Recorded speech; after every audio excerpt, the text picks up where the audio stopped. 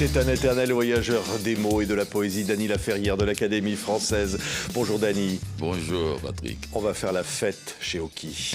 Et si je dis ça, c'est parce que c'est vrai que c'est une édition livre de poche de ce livre sorti en 1987 et qui est quand même plein de sensualité, plein de bonheur, qui est une espèce de promenade entre le Japon, Montréal, les États-Unis et au fond la sensualité à travers le regard des femmes.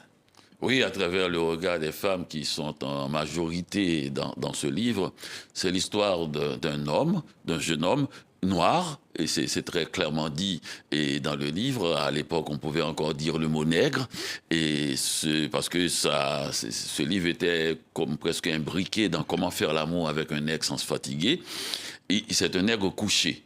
Et parce qu'il est sur un futon. Et la première phrase du livre, c'est « Quoi qu'il arrive, je ne bougerai pas de ce lit ». Et il n'en bouge pas, vraiment. Oui, incroyable. Regardez, c'est édité en livre de poche. C'était écrit en 1987. Et je dis ça parce que c'est une petite perle, ce livre. Alors, il y a évidemment Fête chez Oki, puis il y a aussi Zo, Kamasutra.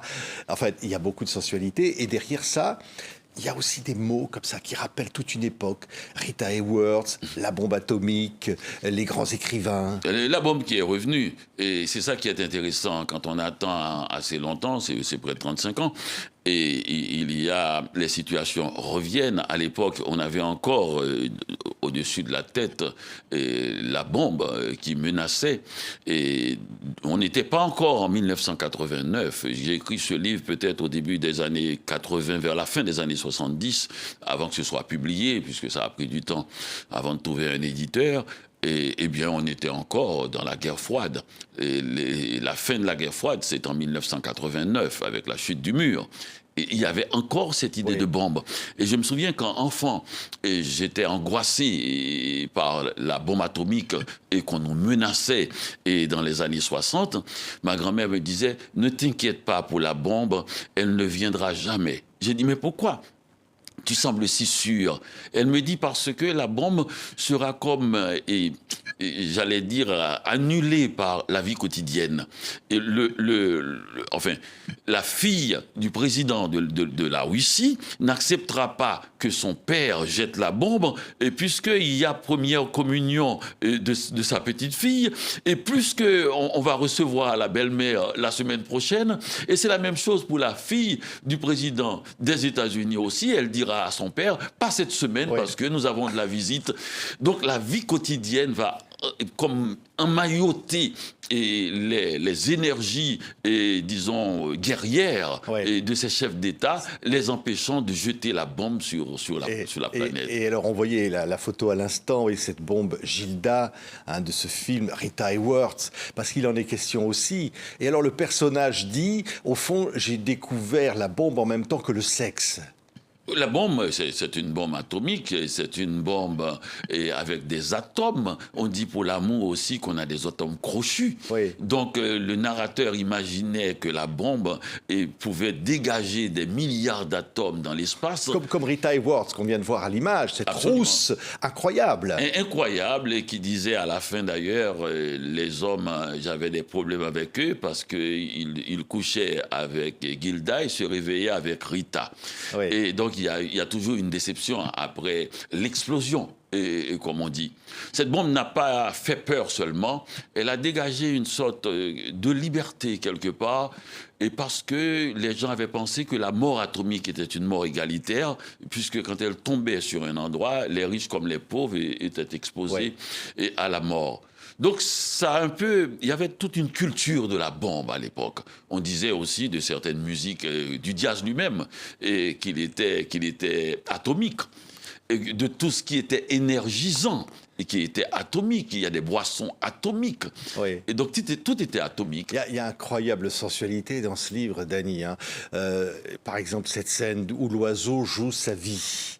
Alors, il y a évidemment une scène d'amour, d'orgasme féminin, et un oiseau Oiseau qui voulait pénétrer dans oui. la pièce et qui se frappait contre la vitre et son bec fait avec corne contre vitre et à chaque fois qu'il voulait pénétrer jusqu'à tomber par terre et toquant incessamment et au moment même où cette femme avait un orgasme. Donc c'est vrai, tout était relié à l'orgasme, comme dit le narrateur, et tout est dans la bombe, on est exposé à la mort. Même le livre que vous êtes en train de lire, lui-même aussi fait partie de cet univers qui est prêt à l'explosion. Oui, il a recommencé à pleuvoir avec rage, ses cuisses s'ouvrent et se ferment, Keiko siffle l'air 10 secondes, c'est le cri, d'abord saccadé, violent, percutant vers le sommet, une espèce de flottement pour une descente douce, tendre, heureuse. L'oiseau a payé de sa vie l'orgasme de Keiko. Pas seulement l'oiseau, John Lennon aussi.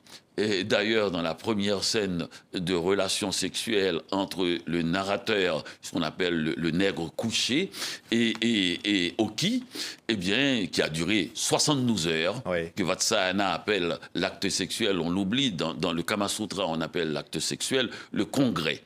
Alors, durant ce congrès de 72 heures, c'était au moment même de la mort de John Lennon. Ils ont dû arrêter leur scène d'amour parce que elle a entendu Oki et depuis Montréal, elle a entendu la détonation qui a causé la mort de John Lennon. Donc il y a quelque chose d'imbriqué entre la musique, entre les événements internationaux et la plus petite scène sexuelle qui peut arriver dans une chambre, dans l'intimité la plus profonde. Et pourquoi? Parce que l'auteur, cette fois, c'est-à-dire moi, j'avais imaginé qu'au moment où la bombe atomique tombe, la première qui est tombée vraiment, le Little Boy, pas Gilda, Little Boy, qui est tombé sur Hiroshima. Et souvent, on parle que de l'horreur, mais la grande horreur pour moi, c'était il y avait quelqu'un, sûrement un couple, en train de faire l'amour à ce moment-là, vers 8h15. Le 6 août 1945, 8h15 du matin. Oui, la bombe tombe et explose des gens dans leur intimité la plus profonde. Quelqu'un qui a voulu faire la grasse matinée et qui n'est pas allé au travail, et restant pour faire l'amour avec sa femme, son mari ou son amant ou deux hommes ou deux femmes, et il n'y a pas de problème, eh bien, il a dû exploser. Et ça, je trouve que c'est la chose la plus vulgaire qui soit, et déranger quelqu'un dans l'acte le plus nu que les humains ont fait. Le jeu le plus simple, le plus doux qui soit, a été par la violence américaine de cette bombe qui est tombée sur Hiroshima puis Nagasaki. Oui. Et alors, il y a la culture asiatique, les personnages, et alors, les baisers, tiens, j'ai dans ce livre, tiens, Dany, hop, oui, les baisers, elle conseille, en fait, des baisers. Oui, des baisers. C'est très doux en même temps aussi parce que ça devrait nous réapprendre à nous embrasser. Et il y a au moins une douzaine de sortes de baisers, mais Vatsayana en conseille 3. Le baiser nominal, le baiser palpitant, le baiser touchant. Écoutez bien. Lorsqu'une jeune fille touche seulement la bouche de son amant avec la sienne, mais sans rien faire elle-même, cela s'appelle le baiser nominal. Lorsqu'une jeune fille, mettant de côté sa pudeur, veut toucher la lèvre qui presse sa bouche, et dans ce but, faire mouvoir sa lèvre inférieure, mais non la supérieure, cela s'appelle le baiser palpitant. Mais lorsqu'une jeune fille touche la lèvre de son amant avec sa langue, cette fois, et fermant les yeux, met ses mains dans les mains de son amant, cela s'appelle le baiser palpitant. Ouais. Touchant, nominal, palpitant. Oki me les a fait dans cet ordre. C'est vrai, incroyable, incroyable. On me disait en préparant cette émission, tiens Dany, je récupère ce beau livre dont d'ailleurs la couverture est un dessin de Dany. Hein, voilà, on la voit derrière là. Oui, je voulais être japonais, c'est-à-dire faire à la fois puissant et délicat. Et j'aime beaucoup cette culture pour ce rapport de puissance et de délicatesse. Par exemple, le baiser palpitant, le baiser nominal, le baiser touchant, ça doit faire sourire les gens qui y vont si directement, si rapidement, si voracement de nos jours, parce que nous vivons dans une société un peu de goinfre. Mais vous ne pouvez pas savoir la puissance qu'il peut y avoir dans la délicatesse d'une lèvre qui touche une autre pendant que les mains se tiennent. Ouais, l'image du pont Alors évidemment, ça fait penser à l'Académie française. En riant, en préparant cette émission, on se disait, tiens, Dany fait rentrer le sexe à l'Académie française. Hein, ça fait du bien. Oui, c'est intéressant de faire revenir ouais. le désir, Ouais. et pas seulement à l'académie, et dans les foyers, et dans les mains des jeunes filles, des jeunes garçons, de faire revenir le désir, et de le comparer et à la mort aussi. Et c'est une vieille tradition, Eros et Thanatos, mais de renouveler ça, de moderniser ça avec la panique, la peur, et de mourir ensemble. Juste mourir pendant que la bombe tombe, et par le désir, par un orgasme. Ouais. Les derniers mots d'ailleurs, c'est la dernière scène au fond. Je me vois dans une petite ville du Japon sans savoir où je suis, sans connaître la langue, sans reconnaître le paysage, ignorant les codes. Je me vois en train de flâner dans les rues, pas comme touriste, mais ni comme un voyageur, mais comme cherchant mon destin en trouvant ma mort. Oui, je crois. Je crois que c'est la chose que les touristes pensent qui ne leur arriveront jamais, mourir en voyage. Pourquoi? Parce que plus que la naissance, la mort détermine notre naissance, c'est-à-dire le lieu, le vrai lieu de destination, c'est le lieu d'origine. Et donc, quand on voyage, on a cette impression qu'on ne mourra pas. Et si on mourrait, ça veut dire qu'on vient de l'endroit où on est mort, beaucoup plus que de l'endroit où on est né. Oui. Oui, je parlais de ce pont et je parlais de l'Académie française. Et le pont, évidemment, ce pont des Arts, qui est en face de l'Académie, où en ce moment encore... Entre l'Académie et le Louvre. Voilà, jusqu'au 12 mai, cette magnifique exposition de ce cœur nomade avec les dessins, les mots de Dany qui sont accrochés comme ça au pont. Et lorsque Dany, vous vous promenez sur ce pont, vous entendez les touristes.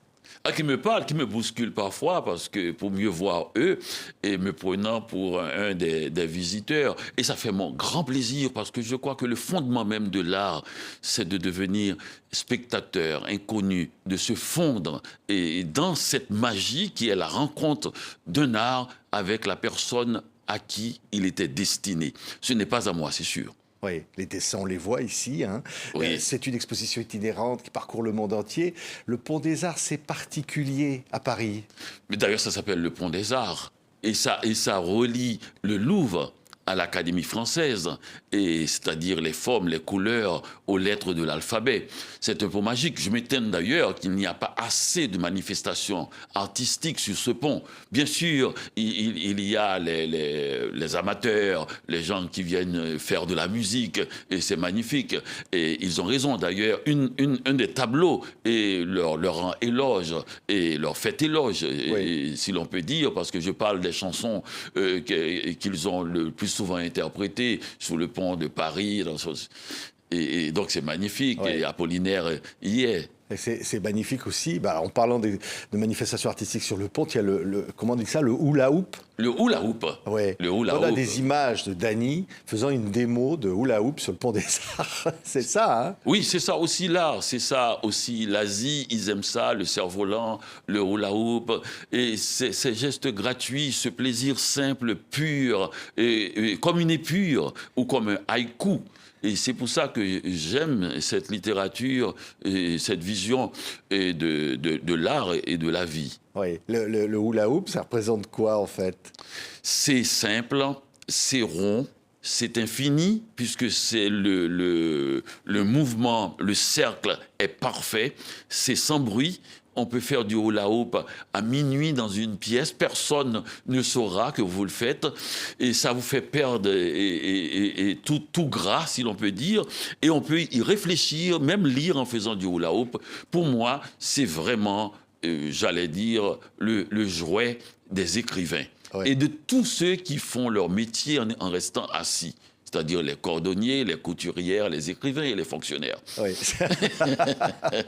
Parmi les belles phrases de ce livre-là, j'ai noté « Je suis le premier fruit nippon de race noire ». Ça, c'est un truc... Oui. Il n'y a que Dany qui peut écrire un truc pareil. Hein. Mais à l'époque, c'est bien aussi, ce livre est un peu, j'allais dire, comme il était sorti en 1987 à contre-courant des interdits de notre époque. J'espère qu'il va apporter une certaine fraîcheur dans cet océan d'interdits que nous vivons maintenant, et de parler de la bombe avec spontanéité, avec fantaisie, de parler de la mort et de parler du désir dire et de parler aussi, d'employer des mots qu'on n'emploie plus et puis de dire notre désir comme ça Ouais. et de vivre notre vie en flâneur. C'est vrai. Et puis alors, il y a Norman Mailer, il y a le douanier Rousseau qui apparaît, Tous il y les a Basquiat. artistes. Et donc, il y a cette espèce d'explosion de feu d'artifice, comme une bombe qui explose, où tout, la vie intime et la vie globale se mêlent. Oui, la littérature, puis le goût de recevoir à la maison, comme faisait Oki, et qui invitait toutes sortes de gens. Et il y a deux jumelles lesbiennes, il y a Leonard Cohen qui est présent. Et donc il y a toutes sortes de gens et une petite fête, parce que le livre s'appelle Fête chez Oki, et c'est très facile de faire une fête, il suffit d'inviter des gens, et des gens qui sont assez dissemblables. Oui. Et la fête, ce n'est pas pour inviter des gens qui se ressemblent comme on le fait souvent. Et au fond, quand on parlait de flânerie, Dany Laferrière, c'est un mot qui est très important, hein, pour toi. Oui, oui, tout à fait. Comme le mot épatant était important pour Jean d'Ormesson, et moi je crois que le mot qui pourrait me définir, si je cherchais à me définir, ce que je ne fais pas, ce serait le mot flânerie. C'est-à-dire y aller en sifflotant un peu partout, écrire des livres complètement dissemblables, avec très colorés, et qui dit un peu le mouvement du monde, que ce soit l'exil vaut le voyage, et c'est un thème grave qu'est l'exil, petit traité du racisme en Amérique, et c'est terrible le racisme, mais aussi l'art presque perdu de ne rien faire, Oui. mais aussi le charme des après-midi sans fin. Et j'ai voulu que mon univers, comme ma littérature, soit un espace où le lecteur ou la lectrice pourrait flâner, allant de choses très graves à des choses très fantaisistes, parce que la vie est ainsi. Et entre naître et mourir, il y a un espace. Et que le poète Pablo Neruda a dit, entre vivre et mourir, je préfère la guitare. Le premier nègre yogi. Le voilà. Hein, le premier nègre yogi à l'Académie française, on pourrait même ajouter. Oui, toi, japonais d'ailleurs. J'ai écrit un livre, je suis un écrivain japonais. Donc, japonais, le premier nègre japonais. Les Japonais, quand ce livre a été traduit en japonais, le titre a été traduit textuellement, et ils étaient très étonnés. Et qu'un noir puisse dire je suis un écrivain japonais. D'ailleurs, le livre est dédié à tous ceux qui voudraient être quelqu'un d'autre. Je crois que ça aussi, on est en train de nous l'enlever, cette possibilité-là, et ce serait vraiment la mort de tout, c'est-à-dire la mort du rêve. Tout être humain veut être quelqu'un d'autre, tout en voulant perdurer dans son essence et dans ce qu'il est. Cette ambivalence, ce va-et-vient entre réalité et rêverie est le fondement même de notre humanité. Ouais. Pour faire l'amour avec Oki, il faut connaître Basho. Il faut connaître Basho, un poète japonais, né il y a quelques siècles avant cette scène. Et c'est intéressant parce que c'est une façon de relier le passé au présent le plus brûlant, c'est-à-dire faire l'amour. Et d'ailleurs, une expression que le Japon ne connaît pas. Et ils ne disent pas faire l'amour. Ils ne connaissent pas cette expression-là. C'est une expression terrifiante. Il y a l'amour, ce sentiment qui explose. Et puis, le faire. Vous imaginez une seconde, quelqu'un a pensé qu'on pouvait, quelque part, dans un mouvement je ne sais pas comment appeler ça, le faire l'amour, comme si ce sentiment pouvait devenir une réalité, une sorte d'explosion de sensations, un alliage d'émotions, de sensibilité, de sensations qui finit par donner un sentiment. C'est extraordinaire. Oui. Tiens, je voudrais dire les prénoms. Alors, il y a Oki, il y a Keiko. Il y a Reiko, sa jumelle. Elles sont là, elles ont cette force. Une puissance, une présence dingue. Oui, absolument. Ce livre est complètement une profusion de jeunes femmes qui prennent la direction des opérations et qui choisit ses amants. C'est elle qui choisit. Et elle les renvoie quand elle veut aussi. Et parce qu'elle bouge, elle travaille, elle est photographe de guerre. Et la guerre, ce jour-là, était à Manhattan, près d'un immeuble qui s'appelle le Dakota. La guerre, c'était le fait qu'un jeune homme a pu tuer John Lennon en pleine rue, près de chez lui. Oui, j'ai découvert le sexe sur les traces de Rita Hayworth. Oui, tout à fait, le sexe. Rita. La grande Rita, dans cette fameuse scène où elle est en train de mettre son gant ce long gant qui est une des scènes les plus, j'allais dire, torrides du cinéma américain. Vous voyez, c'est pas juste la scène sexuelle comme on la présente de façon très obscène, très directe, très crue. Non, je pense que quand on atteint l'esprit, quand on atteint l'imaginaire, et on l'habite plus longtemps. Cette scène a habité des générations dans le monde entier et a fait du cinéma quelque chose qui pouvait représenter une chose aussi impalpable, aussi abrasif aussi, qu'est le désir. La scène où l'on voit Rita Hayworth en train de mettre ce gant en dansant. Et Rita, qui va porter et qui va donner son nom à ce premier exercice de lancement de la bombe, ou sur l'étole de Bikini. Imaginez, on va faire cet exercice sur un étole qui s'appelle Bikini et par Rita Hayworth. On avait déjà cette idée, c'est terrifiant quand même de donner un mot aussi doux à une chose aussi dévastatrice. Était-ce pour l'amadouer? A-t-on essayé d'amadouer la bombe? A-t-on essayé de nous faire croire que la mort pouvait venir par le visage du désir? Et je ne sais pas. Cela, il faudrait le demander aux psychiatres qui vont suivre après ces explosions-là, parce que notre société, ceux qui ont reçu la bombe comme ceux qui ont jeté la bombe, ont eu besoin de beaucoup de psychiatres, de psychanalystes, de psychologues, pour comprendre comment on a pu donner à la mort le visage du désir. Merci, Dany Laferrière. C'est absolument incroyable. On ne peut pas classer ce texte. C'est pas ni de la poésie, ni des nouvelles, ni du roman.